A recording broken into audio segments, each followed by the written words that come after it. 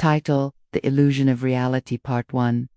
The beginning of the end. The rain fell into drumming against the windows of my small apartment, each drop a reminder of the storm raging within me. I sat hunched over my desk, the dim light from my lamp casting shadows across piles of papers, scribbled notes and sketches of her figure that had haunted my dreams and thoughts for months littered the surface. Her name was Lily.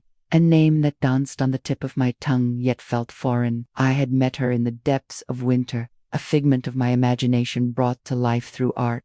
"We need to ask you a few questions about Lily," one officer said, his voice low and serious. Her laughter filled the empty spaces of my world, her smile brightening my darkest days. "She's just a character I created." But as spring approached, she began to fade, slipping through the cracks of my consciousness like grains of sand. She was never real, was she? But then, why is everyone so sure I killed her? All I could recall were fragments of heated discussion with the shadow, the darkness swallowing us whole. The question echoed in my mind like a haunting melody. Part 2. The investigation. It started with whispers, then spiraled into accusations. The police arrived at my door one fateful afternoon, their faces stern, eyes searching for the truth. "Lily, she's not real," I stammered, confusion clouding my thoughts. "Then, how do you explain the witness who saw you arguing with her?"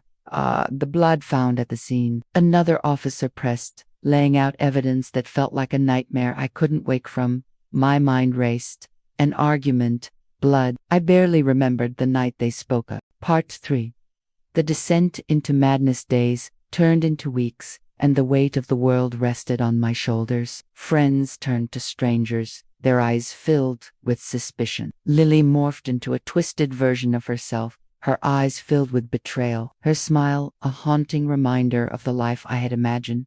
I began to question everything. Had I truly lost control of my own creation? As the paint splattered and colors collided, a vision emerged. Lily, not as a ghost, but as a reflection of my own fears and regret. I realized then that she represented everything I had lost: love, creativity, and my grip on reality. I was accused, ostracized, painted as a villain. The officers looked at the artwork, their expressions shifting from skepticism to disbelief. This is her," one whispered, pointing at the canvas. The very essence of my existence crumbled. I became a recluse, retreating into the safety of my paintbrush and canvas, trying to capture the truth of what had happened. But the more I painted, the more distorted reality became. And sometimes, the most dangerous creations are those we never meant to unleash. Part 4.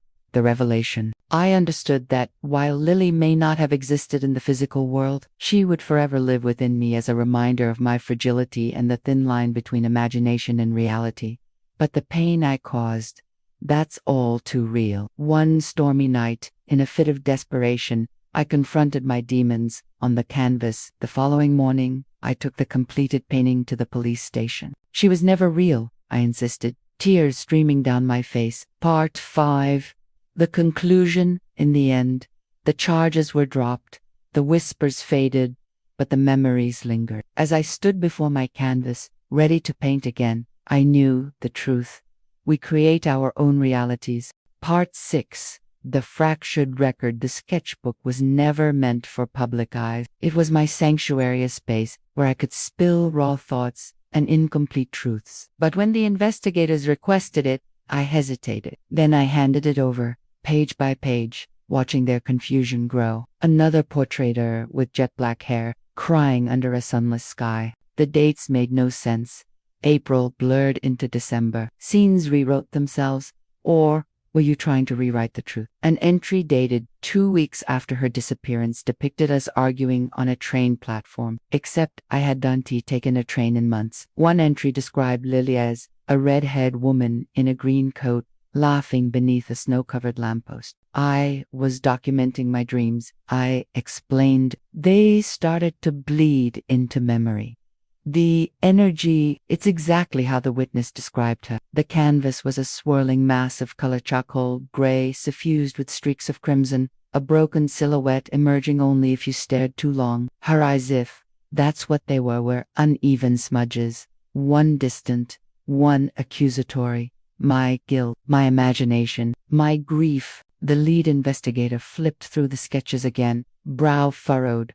I didn't answer because I didn't know. Part 7. The Canvas of Truth. When I brought the final painting to the station, I wasn't sure what I expected. It wasn't Lily, not literally. This is her, the younger officer whispered. His hands trembled slightly. The shape, but how could he see her in this chaos? You're projecting, I said. She was never real.